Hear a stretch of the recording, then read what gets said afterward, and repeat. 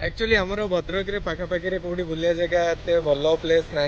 तो जेहेतु आम भद्रक रु बिलंग करुचु आ हठात किना जदि मनसून किसी बुलाबुली टाइप करदे तो हठात किना आम जदि प्लान करू कौटी की जीवा तो हदगढ़ को आज भी मनसून किसी से भाया कर तो आम मैंने मानसरी आम सब भाविलु कि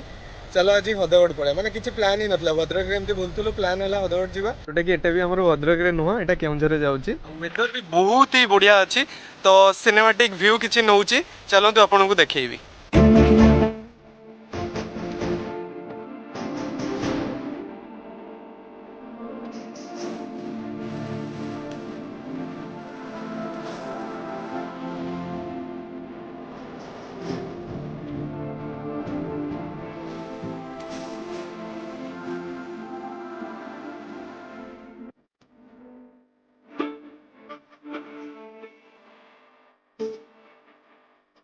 आउ गोटे कथा कि आपण मैंने कौ डिस्ट्रिक्ट रु देखुं आ प्लस आपण मैंने जब हठात कि मो भाई प्लां कर तो आपने सब फास्ट कौ जगह को पसंद करेंगे कमेंट कर श्योर जनइबे।